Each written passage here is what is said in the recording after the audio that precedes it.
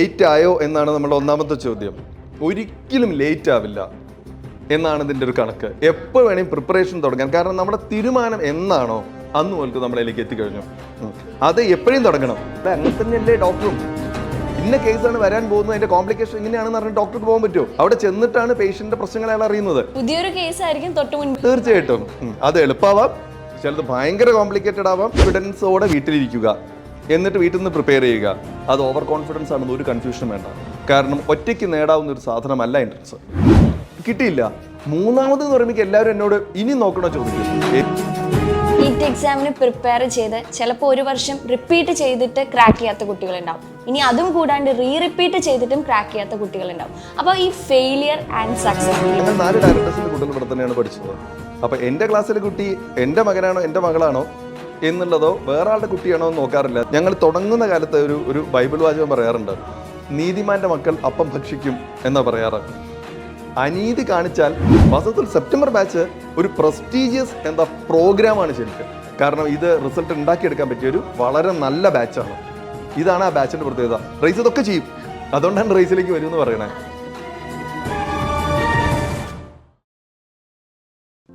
Hi dear parents and 2026 NEET aspirants, റേസിന്റെ entrance ചരിത്രത്തിന്റെ വിജയഗാഥ തുടരുമ്പോൾ റേസിന്റെ one of the directors ആയിട്ടുള്ള SK sir ആണ് ഇന്ന് നമ്മളുടെ കൂടെയുള്ളത്. അപ്പൊ ഇപ്പോഴത്തെ ഒരു കാലത്ത് നീറ്റ് എക്സാമിനെ പറ്റി ഒരുപാട് സംശയങ്ങളാണ് ആളുകൾക്കുള്ളത്. MBBSന്റെ ട്രെൻഡ് കഴിഞ്ഞു, ഇനി അതുകൂടാണ്ട് ഇപ്പൊ നീറ്റ് എക്സാമിന് പ്രിപ്പയർ ചെയ്യുന്ന ആളുകൾ പലതരത്തിലാണുള്ളത്. ഇപ്പോഴും പ്രിപ്പറേഷൻ തുടങ്ങണോ, അതായത് റിപ്പീറ്റ് ചെയ്തിട്ടുണ്ട്, എക്സാമിന് ക്വാളിഫൈ ചെയ്തിട്ടില്ല, ഇനിയും പ്രിപ്പയർ ചെയ്യണോ, അല്ലെങ്കിൽ മറ്റ് പ്ലാറ്റ്ഫോംസിൽ ചിലപ്പോൾ ഓൺലൈൻ ആയിട്ടോ ഓഫ്ലൈൻ ആയിട്ടോ ഒക്കെ റിപ്പീറ്റ് ചെയ്യുന്നുണ്ടാവും. പിന്നെ എക്സാം ടഫ് ആയിരിക്കുമോ, അൺഎക്സ്പെക്റ്റഡ് ആയിട്ടുള്ള അൺപ്രഡിക്റ്റഡ് ആയിട്ടുള്ള ചേഞ്ചസ് ഉണ്ടാവും. അങ്ങനെ കുറേ സംശയങ്ങളാണ് ആളുകൾക്കുള്ളത്. അങ്ങനെ 2026 നീറ്റ് എക്സാം റിലേറ്റ് ചെയ്തുള്ള നിങ്ങളുടെ കംപ്ലീറ്റ് സംശയങ്ങൾക്കുള്ള ഒരേ ഒരു ഉത്തരമായിരിക്കും ഈ ഒരു സെഷൻ എന്ന് പറയുന്നത്. കാരണം ഈ ഒരു സെഷൻ കഴിഞ്ഞ് കഴിയുമ്പോഴത്തേക്കും നിങ്ങൾക്കൊരു ഡിസിഷനിലേക്ക് എത്താനും പറ്റും. അത് നിങ്ങളുടെ ലൈഫ് ചേഞ്ചിങ് മൊമെന്റ് ആയിരിക്കുമെന്നും എനിക്ക് ഉറപ്പുണ്ട്. ഇപ്പൊ ഡോക്ടർ ആകാൻ ഒരുപാട് ആളുകൾക്ക് ആഗ്രഹമുണ്ട്. നീറ്റ് എക്സാമിന് പ്രിപ്പയർ ചെയ്യാനും MBBSന് അഡ്മിഷൻ എടുക്കാനൊക്കെ ആളുകൾക്ക് ആഗ്രഹമുണ്ട്. പക്ഷെ ഇപ്പം പല രീതിയിലുള്ള ടോക്കുകളാണ് MBBSനെ പറ്റി പറയുന്നത്.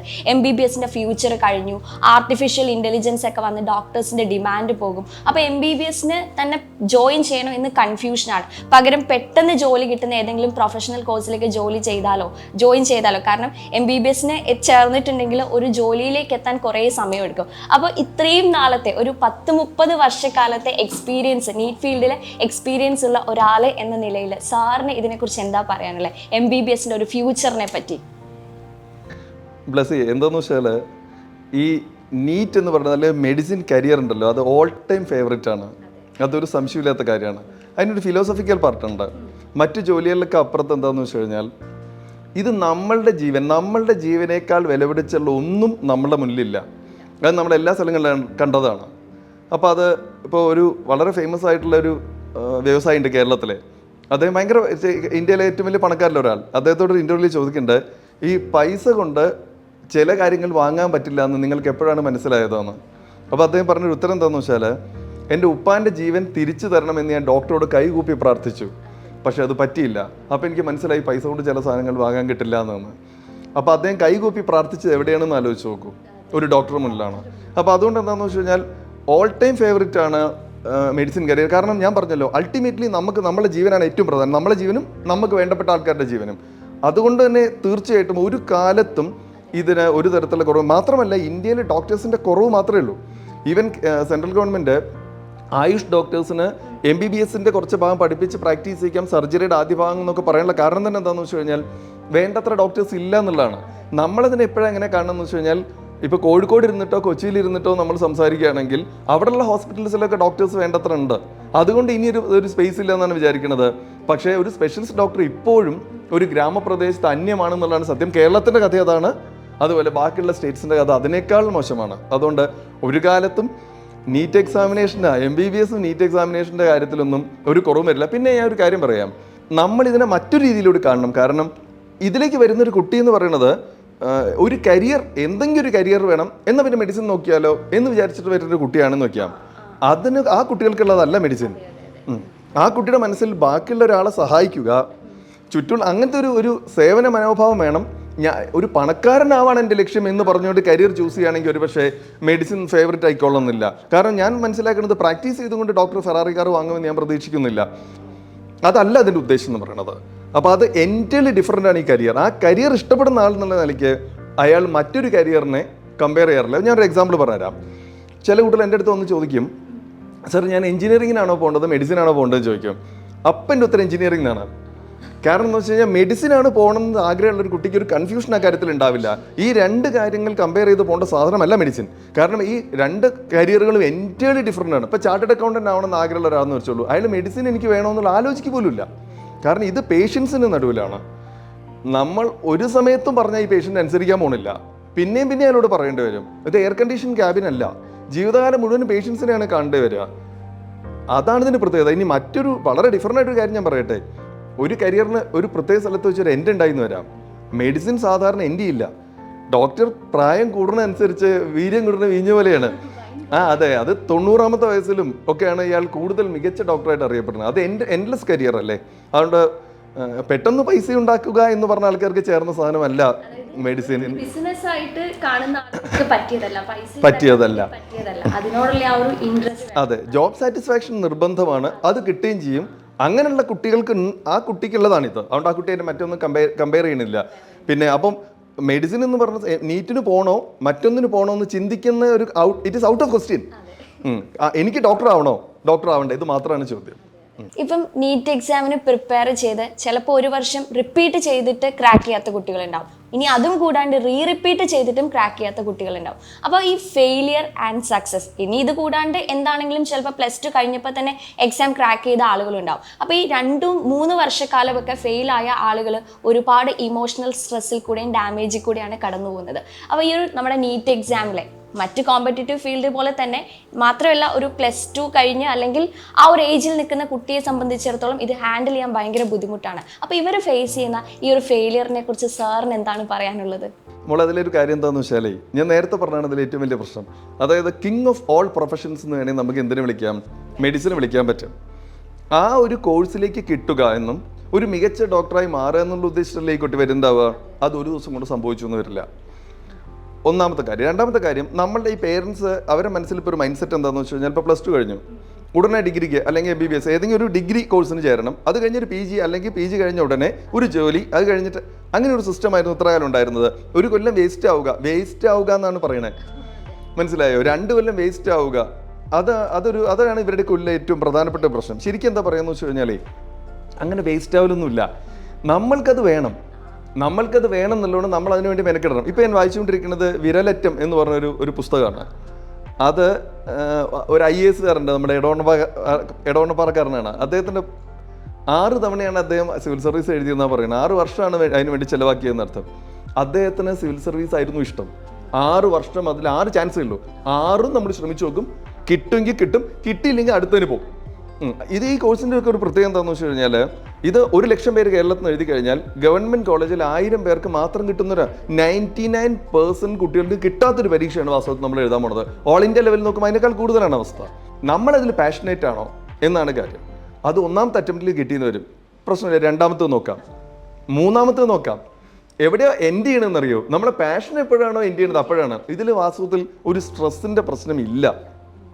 കാരണം നമ്മൾ ഇഷ്ടപ്പെട്ടൊരു കാര്യം നേടാൻ വേണ്ടി നമ്മൾ മാക്സിമം ശ്രമിച്ചുകൊണ്ടിരിക്കുന്നത് മാത്രം. ഞാൻ ഈ കുട്ടികളോട് പറയണത് എന്താണെന്ന് വെച്ച് കഴിഞ്ഞാൽ, അതായത് ഇവരുടെ ഈ സ്ട്രെസ്സൊക്കെ എനിക്ക് അവരോട് 5 മിനിറ്റ് സംസാരിച്ച് തീർക്കാവുന്നതേ ഉള്ളൂ. കാരണം ഞാൻ ഒരു പ്രാവശ്യം ഞാൻ ശ്രമിച്ചു, കിട്ടിയില്ല.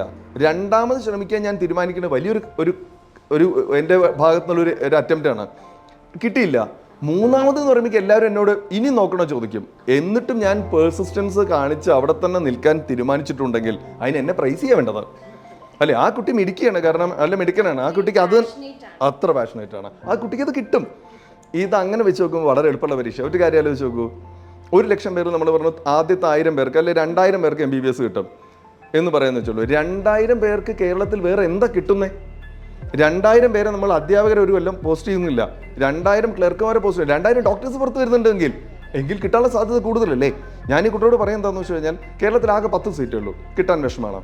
അല്ല, ഇന്ത്യയിൽ 100 സീറ്റേ ഉള്ളൂ, കിട്ടാൻ വിഷമാണ് സിവിൽ സർവീസൊക്കെ. ഇന്ത്യയിൽ 10,000 സീറ്റുണ്ട്, കേരളത്തിൽ 1000 സീറ്റുണ്ട്. 1000-ൽ ഒരാളാവാൻ എളുപ്പമാണ്. അത് ശരിക്കും എന്താണെന്ന് വെച്ച് കഴിഞ്ഞാൽ നല്ല പ്രിപ്പറേഷൻ, അതൊന്ന്. പിന്നെ ഈ ഇത്തരം സ്ട്രെസ്സുകളൊക്കെ മാറ്റി വെച്ച് പാഷനേറ്റ് ആയിട്ട് കാര്യങ്ങൾ ചെയ്താൽ ആദ്യത്തെ വർഷം തന്നെ കിട്ടും, രണ്ടാമത്തെ വർഷം എന്തായാലും കിട്ടും. ഇല്ലേ ഒരു പ്രാവശ്യം ശ്രമിച്ചാൽ എന്തായാലും കിട്ടും. കാരണം 3 പ്രാവശ്യം ശ്രമിച്ചാലും കിട്ടാൻ പോകുന്നത് ഒരു കോഴിക്കോട് മെഡിക്കൽ കോളേജിൽ ഒരു സീറ്റാണെന്ന് വെച്ചോളൂ. അതിൻ്റെ വില എങ്ങനെ നമ്മൾ പറയുക, ഇപ്പോൾ ഒരു പ്രൈവറ്റ് കോളേജിൽ പഠിക്കുന്നു, 50 ലക്ഷം രൂപ ചിലവ് വരും. എന്നിട്ട് അവിടെ എത്ര കുറച്ച് പ്രാക്ടീസ് ഉള്ളതൊക്കെ നമുക്ക് നന്നായിട്ട് അറിയാം.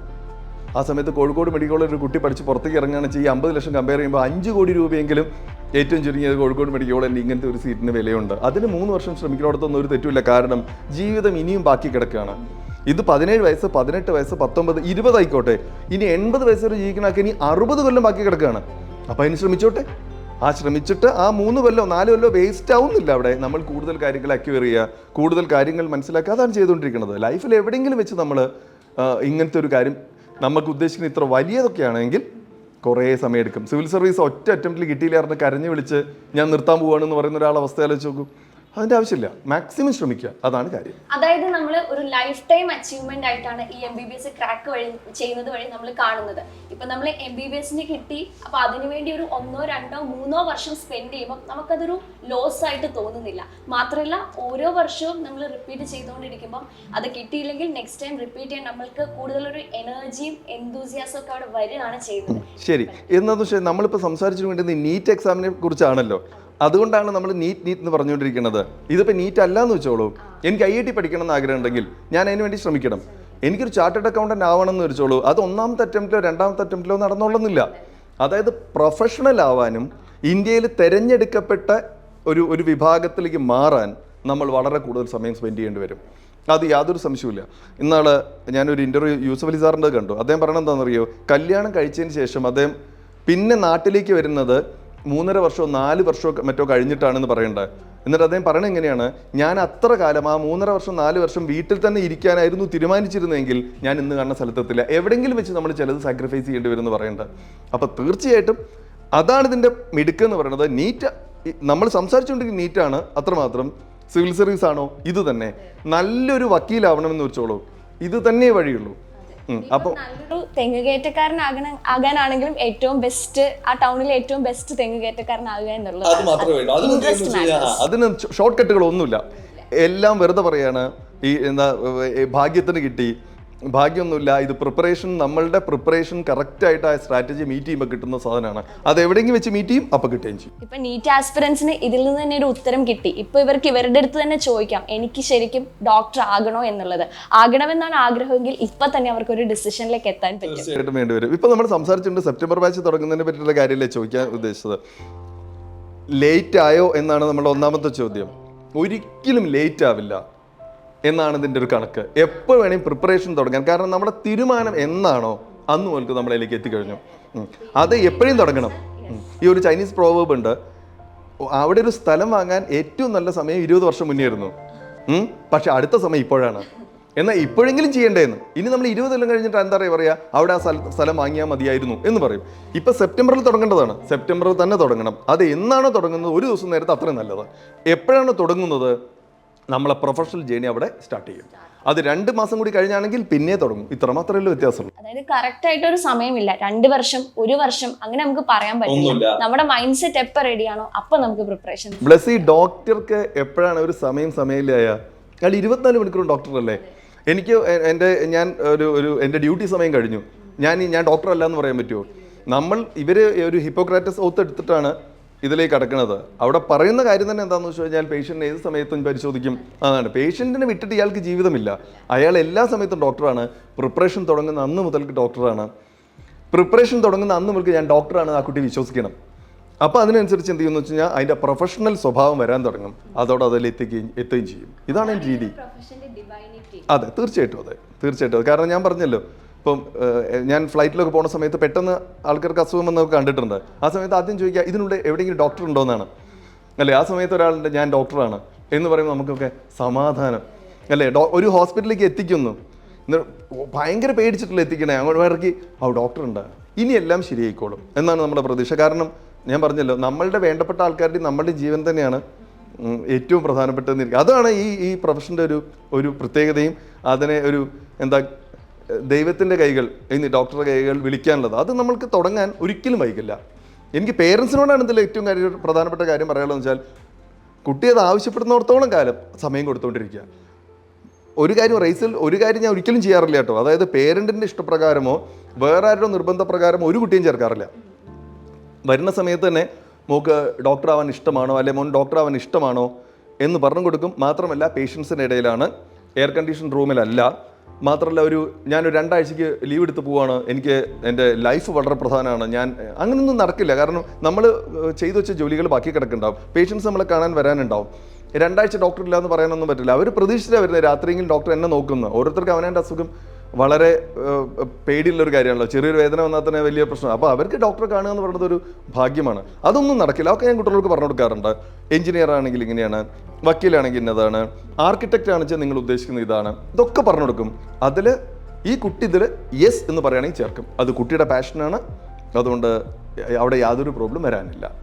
സാർ ഇത് പറഞ്ഞുകൊണ്ടിരിക്കുമ്പോൾ ഞാൻ ഒരു കാര്യം ഓർക്കായിരുന്നു. നമ്മൾ എല്ലാ കാലത്തും റേസിനെ കുറിച്ച് പറയുന്നതാണ്, എക്കാലത്തും സ്ട്രൈക്ക് റേറ്റ് കൂടുതലുള്ള ഒരേ ഒരു സ്ഥാപനം റേസ് ആണെന്ന്. അപ്പം നമ്മളെ അത്രയും ട്രസ്റ്റ് ചെയ്ത് ഫുൾ ഡ്രീമും ഹോപ്പും എല്ലാം ഇവിടെ അർപ്പിച്ചിട്ടാണ് പേരൻസും കുട്ടികളും വരുന്നത്. അപ്പം എന്തുകൊണ്ടാണ് റേസ് ബാക്കി സ്ഥലങ്ങളിൽ നിന്നും ഡിഫറെൻ്റ് ആയിരിക്കുന്നത്?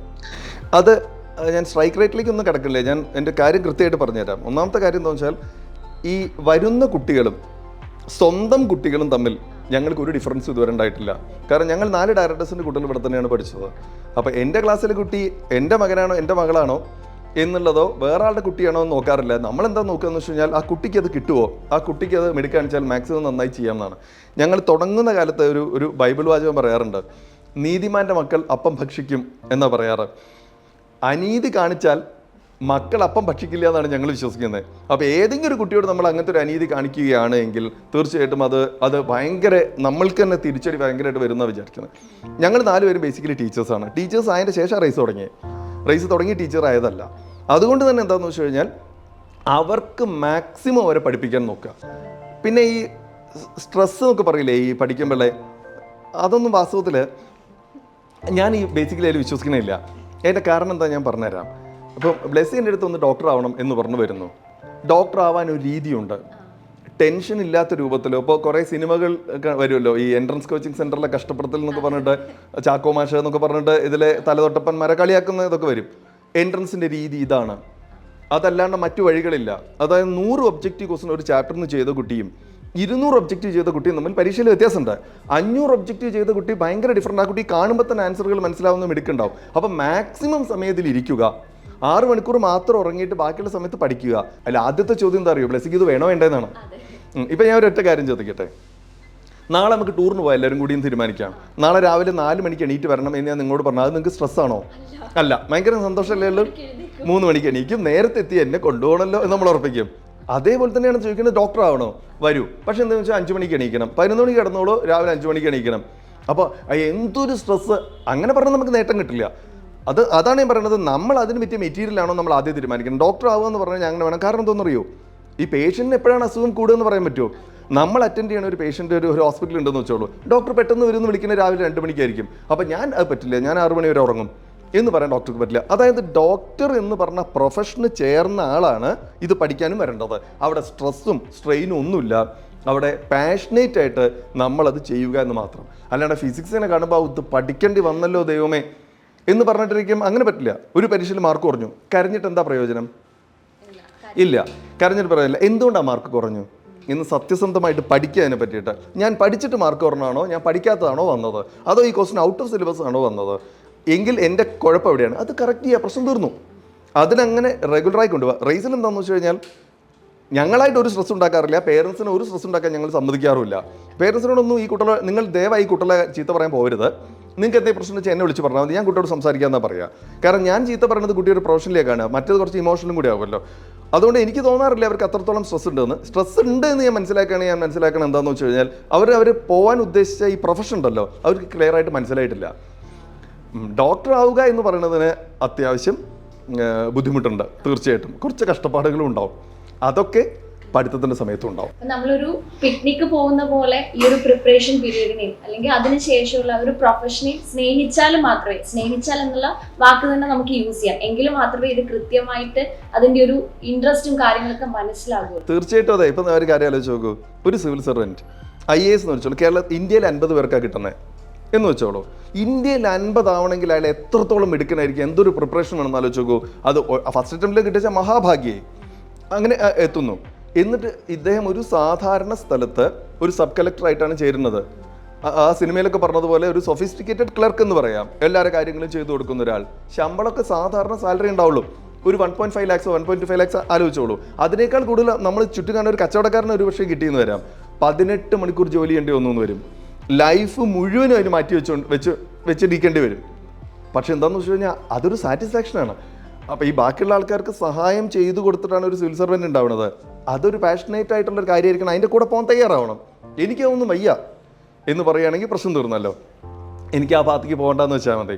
പക്ഷേ ഡോക്ടർ ആവട്ടെ, എൻജിനീയർ ആവട്ടെ, വക്കീലാവട്ടെ, ഇവരെല്ലാവരും അവരുടെ പ്രൊഫഷന് ഒന്നാമത്തെ ഇമ്പോർട്ടൻസ് കൊടുക്കണം, ബാക്കിയെല്ലാം പിറകെ വരും. അല്ലാണ്ട് എനിക്ക് എൻ്റെ ലൈഫ് വളരെ പ്രധാനമാണ്, ഞാൻ 5 മണിക്കൂറേ വർക്ക് ചെയ്യൂ എന്ന് പറഞ്ഞ ആൾക്കാർക്ക് അതിന് പറ്റിയ പ്രൊഫഷൻ ഉണ്ടായിരിക്കും, ഒരു പ്രൊഫഷണലാവും എന്ന് പ്രതീക്ഷിക്കുന്നു. ഫസ്റ്റും സെക്കൻഡും തേർഡും ലാസ്റ്റ് പ്രയോറിറ്റി അവർ ആഗ്രഹിക്കുന്ന ജോലി തന്നെ. തീർച്ചയായിട്ടും അങ്ങനെ തന്നെ പറ്റൂ. അങ്ങനെയുള്ള ആൾക്കാർ മാത്രമേ സക്സസ് ഞാൻ കണ്ടിട്ടുള്ളൂ. സർ, ഇപ്പോൾ 2026 നീറ്റ് ആസ്പിറൻസ് എന്ന് പറയുന്നത് പല കാറ്റഗറിയിലാണ്. ഇപ്പൊ പല സ്ഥലത്തും ഓൺലൈനായിട്ട് റിപ്പീറ്റ് ചെയ്യാൻ സ്റ്റാർട്ട് ചെയ്തിട്ട് അത് ഓക്കെ അല്ല എന്ന് ഫീൽ ചെയ്യുന്ന കുട്ടികളുണ്ടാവും. ഇനി ഓഫ്ലൈൻ ആയിട്ട് തന്നെ കോച്ചിങ് സെന്ററിൽ പ്രിപ്പറേഷൻ സ്റ്റാർട്ട് ചെയ്തിട്ട് അയ്യോ ഇങ്ങനെയായിരുന്നു കോച്ചിങ്, ഇത് പറ്റുന്നില്ല എന്ന് ഫീൽ ചെയ്യുന്ന ആളുകളുണ്ടാവും. ഇനി സ്വന്തമായിട്ട് നല്ല ഓവർ കോൺഫിഡൻസ് ഉള്ള കുട്ടിയായിരിക്കും, സ്വന്തമായിട്ട് പ്രിപ്പയർ ചെയ്യുന്ന കുട്ടി ഉണ്ടാവും. ഇനി ഇപ്പോഴും പ്രിപ്പറേഷൻ തുടങ്ങണോ, എനിക്കിത് തന്നെയാണോ വേണ്ടത് എന്ന് സംശയിച്ചിരിക്കുന്ന ആളുകളുണ്ടാവും. അപ്പം നമ്മൾ സെപ്റ്റംബർ ബാച്ച് സ്റ്റാർട്ട് ചെയ്യാണല്ലോ. അപ്പോൾ ഏത് തരത്തിലുള്ള കുട്ടികളെയാണ് നമ്മൾ ഈ സെപ്റ്റംബർ ബാച്ചിലേക്ക് ഉദ്ദേശിക്കുന്നത്? ഇനി അത് മാത്രമല്ല, സെപ്റ്റംബറിലേക്ക് നമ്മളുടെ ബാച്ചിൽ അഡ്മിഷൻ എടുത്ത് വരുന്ന കുട്ടികളെ നമുക്ക് എങ്ങനെയാണ് സപ്പോർട്ട് ചെയ്യാൻ പറ്റുക? ചോദ്യത്തിൽ ആദ്യം ഒരു കാറ്റഗറിയെ പറ്റി ഞാൻ പ്രത്യേകം മെൻഷൻ ചെയ്യട്ടെ. കോൺഫിഡൻസോടെ വീട്ടിലിരിക്കുക, എന്നിട്ട് വീട്ടിൽ നിന്ന് പ്രിപ്പയർ ചെയ്യുക. അത് ഓവർ കോൺഫിഡൻസ് ആണെന്ന് ഒരു കൺഫ്യൂഷനും വേണ്ട. കാരണം ഒറ്റയ്ക്ക് നേടാവുന്ന ഒരു സാധനമല്ല എൻട്രൻസ്. നമ്മളുടെ റാങ്ക് നമ്മളല്ല ബാക്കി കുട്ടികൾ തീരുമാനിക്കുന്ന ഒരു പരീക്ഷയാണ്. അപ്പോൾ അതുകൊണ്ട് എന്താണെന്ന് വെച്ചാൽ ഞാൻ സ്ട്രഗിളിൻ്റെ നടുവിലിരിക്കണം. ഞാൻ വീട്ടിലിരിക്കുന്ന സമയത്ത് എനിക്ക് നന്നായിട്ട് ക്വസ്റ്റ്യൻസ് ആൻസർ ചെയ്യാൻ പറ്റും. പരീക്ഷാ ഹാളിൽ ഇരിക്കുമ്പോഴാണ് ഞാൻ ഏറ്റവും കൂടുതൽ ബുദ്ധിമുട്ടുന്നത്. കാരണം ഞാൻ അവിടെ പരീക്ഷാ ഹാളിൻ്റെ അറ്റ്മോസ്ഫിയറിന് പുറമേ എൻ്റെ കൂടെയുള്ള കുറേ ആൾക്കാർ നന്നായി ചെയ്യുന്നതും കൂടി കാണും. അപ്പോഴെനിക്ക് കുറച്ചുകൂടി ടെൻഷൻ വരും. അത്തരം ടെൻഷൻസിലൂടെ ഒക്കെ കടന്നു പോയിട്ട് കിട്ടേണ്ട സാധനമാണ് മെഡിസിൻ. അല്ലാണ്ട് അവനാൻ്റെ വീട്ടിൽ മേച്ചയുടെ മുന്നിൽ സമാധാനമായിട്ട് ഇങ്ങനെ ക്വസ്റ്റ്യൻ പേപ്പർ ചെയ്തു വരിച്ചിട്ടുണ്ട്, അതുകൊണ്ടൊന്നും കാര്യമില്ല. അതൊക്കെ അവിടെ വെച്ചിട്ട് ചെയ്യും. യാതൊരു പരിചയമില്ലാത്ത പുതിയൊരു എക്സാം ഹാളിൽ അങ്ങോട്ട് ചെല്ലുന്ന സമയത്ത് എല്ലാവരും ഇരിക്കും എന്നൊക്കെ പറഞ്ഞാൽ ആകെ പേടിപ്പിക്കലായും ഈ ടെൻഷൻസ് മുഴുവൻ അവിടെ വെച്ച് പുറത്തേക്ക് വരും.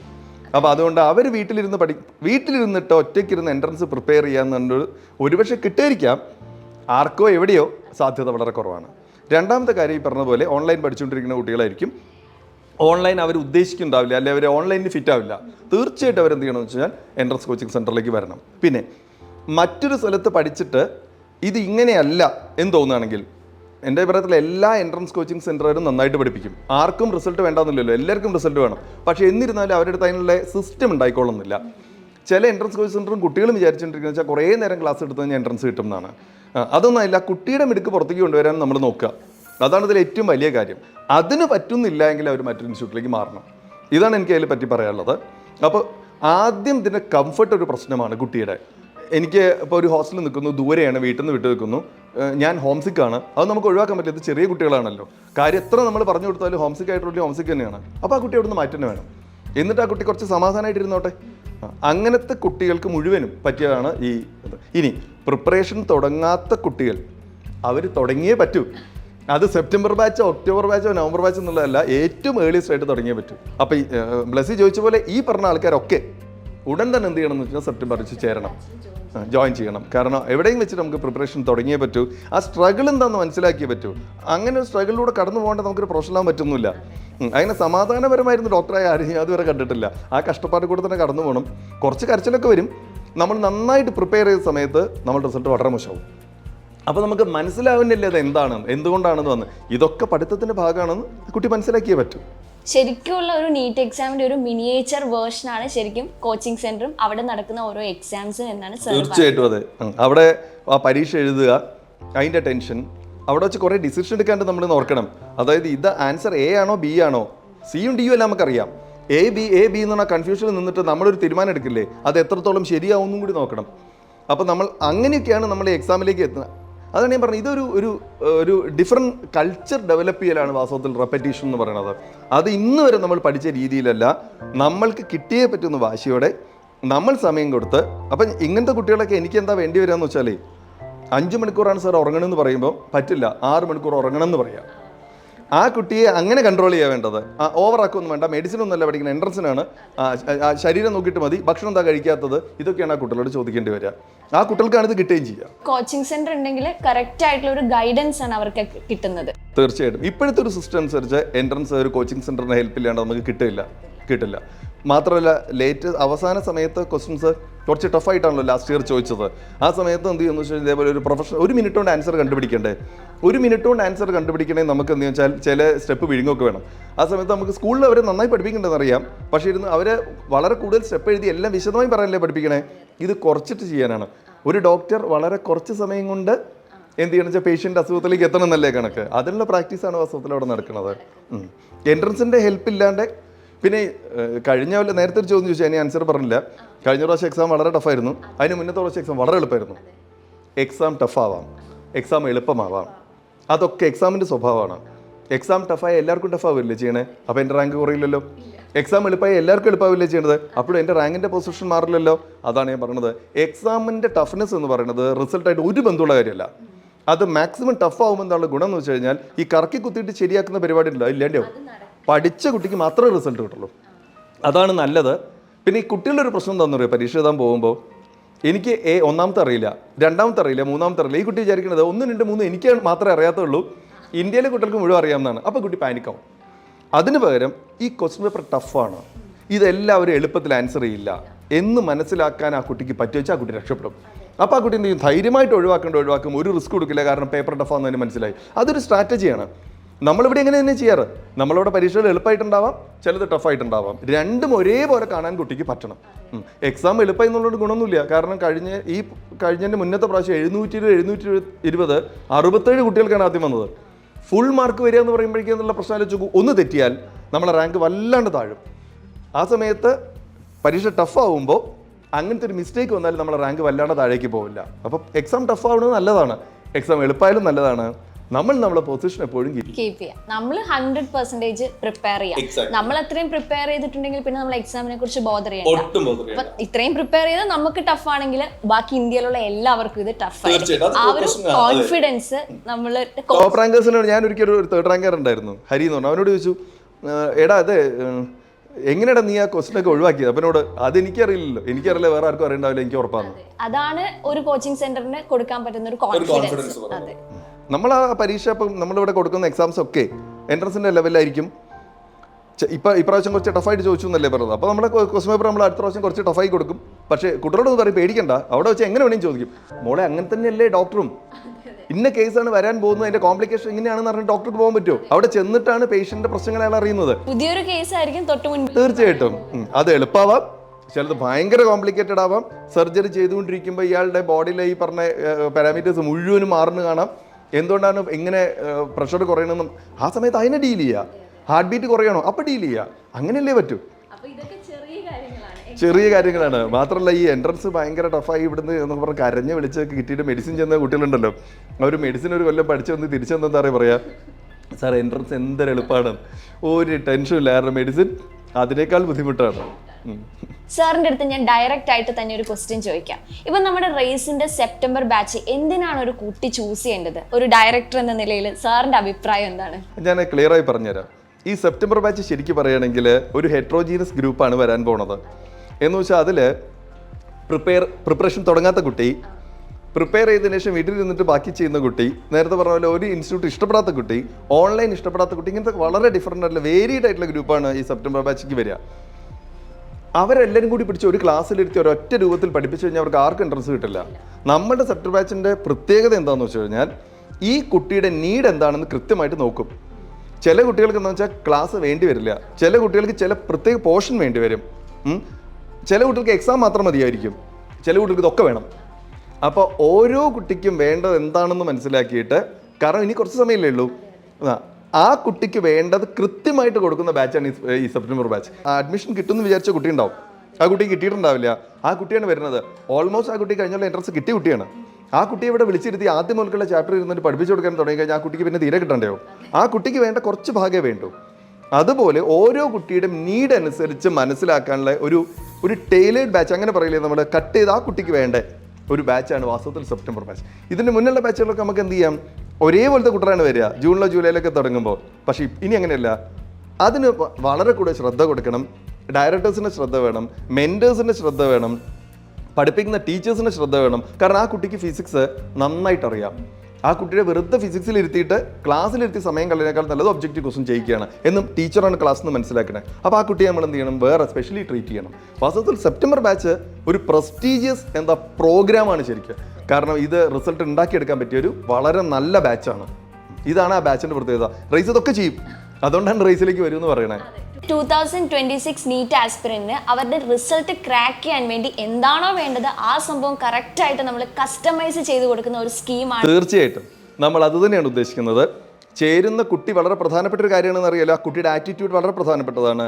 ആ ആറ്റിറ്റ്യൂഡുള്ള കുട്ടി, ഹാർഡ് വർക്ക് ചെയ്യാൻ റെഡി ആയിട്ടുള്ള കുട്ടി, ആ കുട്ടികളുടെ പ്രോഗ്രാം ഇവിടെ ഉണ്ട്. അത് കസ്റ്റമൈസ്ഡ് ആണ്, ആ കുട്ടിക്ക് മാത്രമുള്ളതാണ്. നമ്മൾ ആ കുട്ടിയെ നേരിട്ട് ഓരോ ദിവസവും ശ്രദ്ധിക്കും. അതിൻ്റെ ആ പ്രോഗ്രാമിൽ മുഴുവൻ നമ്മൾ വിചാരിക്കുന്നത് അതിൻ്റെ ആ പ്രോഗ്രസ് അനലൈസ് ചെയ്ത് കൊണ്ടുപോകാം. എവിടെയാണോ കുറവിരിക്കുന്നത് അവിടെ നന്നായി ചെയ്തു കൊടുക്കുക. പിന്നെ നേരത്തെ പറഞ്ഞ പോലെ നന്നായി നമ്മൾ പല ഈ സൈക്കോളജിക്കൽ സെഷൻസ് കൊടുക്കേണ്ടി വരും. ടെൻഷൻ വേണ്ട, ഇങ്ങനെ ചെയ്തോളൂ. അതായിരിക്കും ഇതിൻ്റെ ഒരു വലിയൊരു പാർട്ട്. കാരണം ഇത് അത്രയ്ക്ക് റിസൾട്ട് ഓറിയൻറ്റഡ് ആയിട്ടുള്ള ഒരു ബാച്ചായിട്ടാണ് നമ്മൾ സെപ്റ്റംബർ ബാച്ചിനെ കാണുന്നത്.